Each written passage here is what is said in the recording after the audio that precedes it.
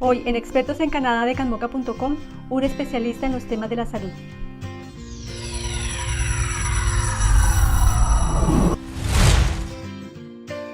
Te saluda Luz Marina Caviedes aquí desde Montreal y en el día de hoy quiero invitarte a una entrevista que vamos a realizar a un experto en los temas de la salud. Es un médico que se encuentra radicado en la provincia de Quebec y que está ejerciendo como ginecólogo y obstetra. Entonces es para mí un gran placer presentarles al doctor Néstor Castro. En la primera parte de esta entrevista, el doctor Castro nos comentó acerca de sus especialidades y competencias como médico, ginecólogo y obstetra. Igualmente nos comentó de forma detallada los pasos que siguió para pertenecer al Colegio de Médicos de Quebec. Conversamos acerca del grado de dificultad de los exámenes de la orden e igualmente también nos comentó acerca de en qué consiste el proceso de apadrinamiento. Bueno, entre líneas creo leer que entonces realmente ahorita ya no hay esa penuría que llaman o esa falta de especialistas en la salud. ¿Nos puedes contar tú que vives el día a día si eso es cierto? Porque lo que uno oye en las noticias y lo que se oye en términos de estadísticas es que falta mucho personal médico, pero tú viviéndolo al día a día, ¿lo ves de esa misma manera? No, yo no lo veo de esa manera. Hay muchísimos médicos en Quebec, hay muchísima gente que ha pasado los exámenes, que no han podido inclusive obtener esa oportunidad en los hospitales, que están aquí desde hace varios años. Hay médicos, había algunas especialidades que ya inclusive ya hay, digámoslo, mucha oferta de médicos de aquí, egresados de aquí, que ya les empiezan a tener dificultad en encontrar un puesto de trabajo. Entonces, eso ha hecho que ya en los últimos años la situación se haya vuelto un poco más complicada. Los padrinos han disminuido de una manera muy importante. Requisitos en reclutemos antes se han aumentado y las órdenes profesionales prácticamente han ido de alguna manera cerrando sus plazas porque la oferta de médicos ya llegó a un punto donde ya, digámoslo así, hay más médicos de los que de pronto se necesitan. Lo que pasa es que tú sabes que los noticieros y las estas siempre pues son un poco sensacionalistas y buscan cierto tipo de noticias y realmente no todas las veces informan de la manera adecuada. Sí, definitivamente esa es como la sensación que hay en el ambiente, que definitivamente hay una gran penuria, perdón, hablo la expresión en francés, mucha falta de personal médico y es muy importante que tú que estás en el día a día pues comentes porque precisamente de pronto por eso es que hay tanta dificultad para mucho personal médico en ubicarse en hospitales. Entonces pues esa es la razón de verdad. La otra pregunta que yo quería que tú nos desarrollaras es con respecto a que hayas tenido la oportunidad de trabajar en Colombia y has tenido la oportunidad de trabajar aquí. Comparados los recursos humanos, el personal, el recurso técnico, todo lo que es tecnología, ¿tú cómo ves la comparación entre los dos países? La medicina es la misma prácticamente en Colombia y en todo el mundo. Enfermedades son las mismas, los diagnósticos son los mismos, los medicamentos que utilizamos son los mismos, si disponemos de ellos, claro está. Las ayudas técnicas y tecnológicas pueden variar. En Colombia pueden haber todas las ayudas técnicas y tecnológicas, solo que pues, están restringidas a un cierto tipo de población. Aquí las ayudas son para todo el mundo, entonces esa es la gran diferencia que yo veo entre el sistema colombiano y el sistema canadiense, y es que este es un sistema que le permite el acceso igual para todos los ciudadanos al sistema de salud. No hay discriminación ni de estratos, no hay discriminación de EPS, de aseguradoras. Es una sola aseguradora que es el Estado mismo y los pacientes son tratados todos de la misma diferencia. Entonces, creo que esa es la gran diferencia.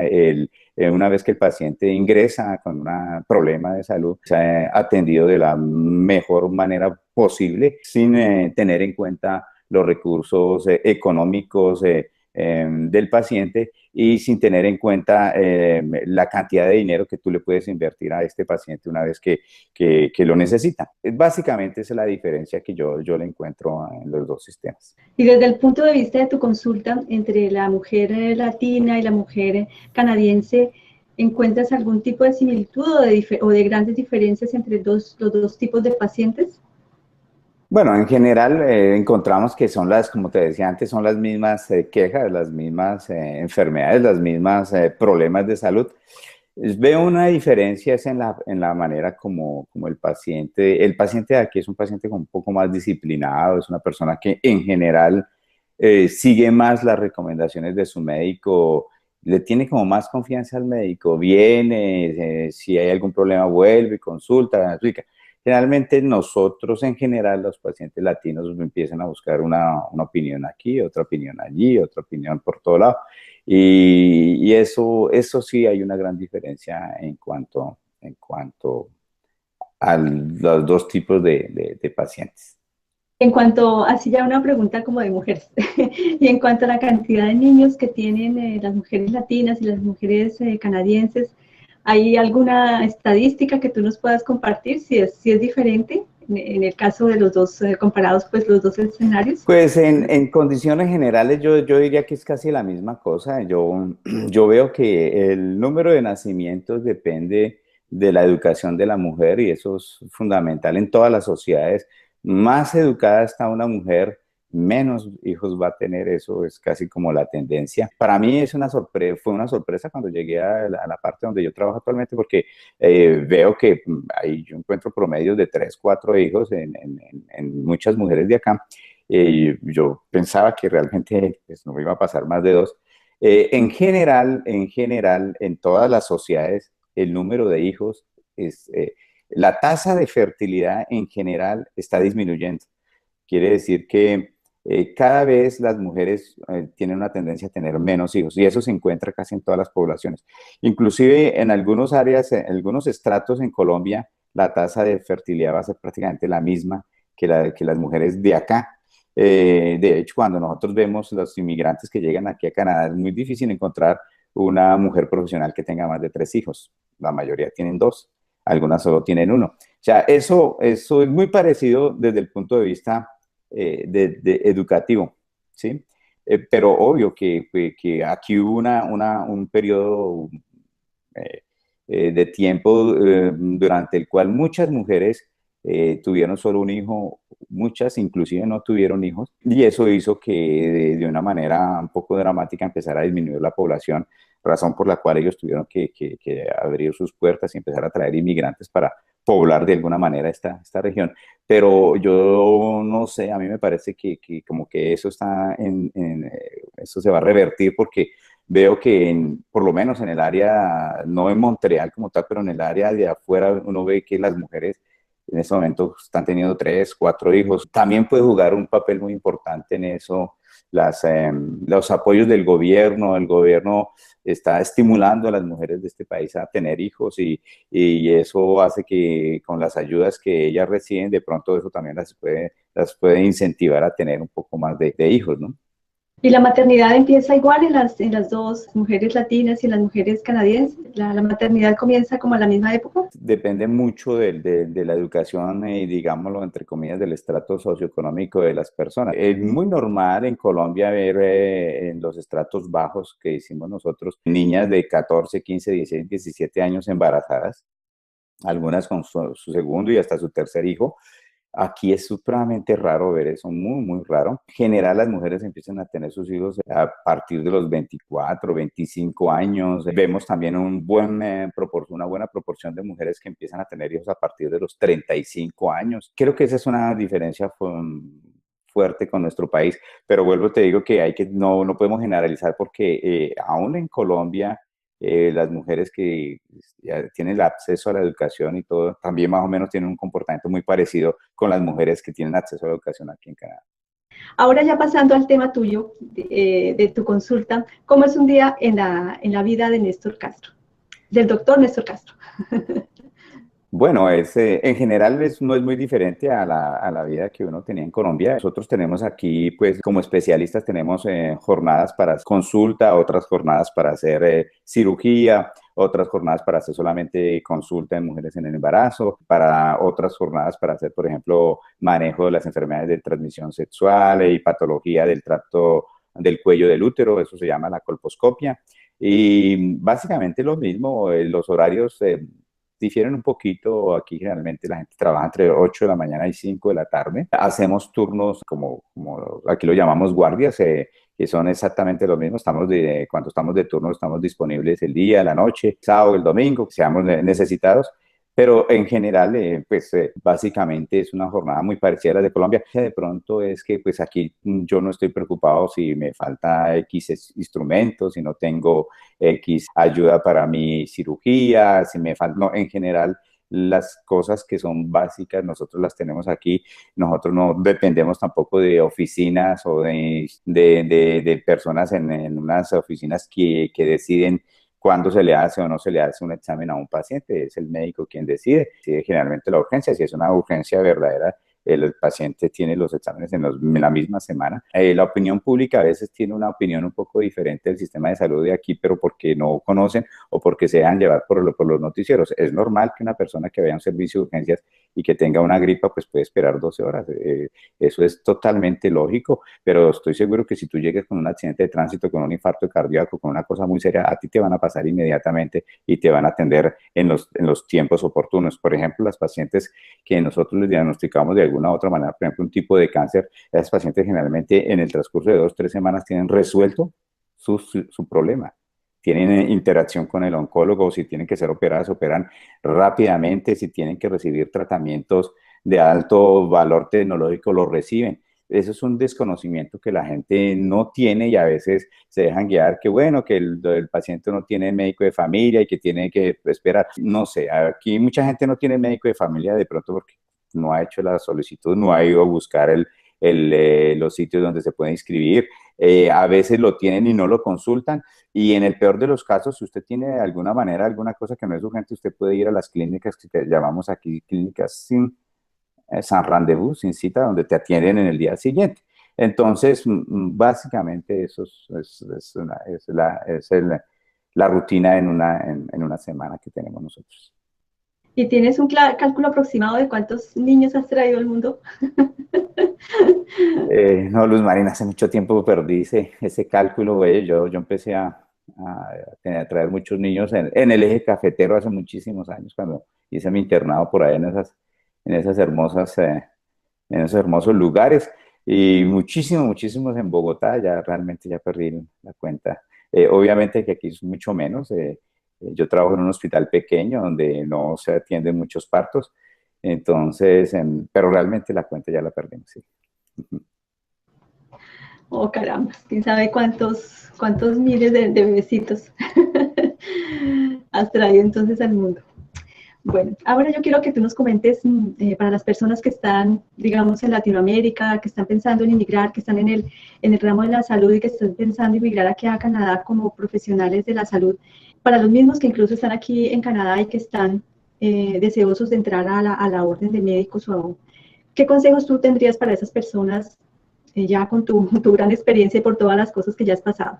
Wow, esa es una pregunta muy difícil porque dar consejos es muy difícil. Toda persona tiene derecho a buscar una nueva oportunidad, derecho a desarrollarse potencialmente en todas sus capacidades, tanto humanas como científicas. Entonces uno no puede decirle a las personas, no, si vengan, no vengan. Es realmente muy difícil, pero en general lo único que yo te podría decir es que toda persona que quiera venir a Canadá y tenga el interés de ejercer su profesión en este país, debería dirigirse en primera instancia al sitio web de la orden profesional, mirar cuáles son los requisitos que solicita esta orden profesional, cuáles son los tiempos para poder entrar a realizar cada uno de los exámenes y requerimientos que demandan las órdenes profesionales y cuáles son las posibilidades de realmente poder ejercer su carrera. Porque, como tú lo has dicho anteriormente, muchas personas vienen aquí porque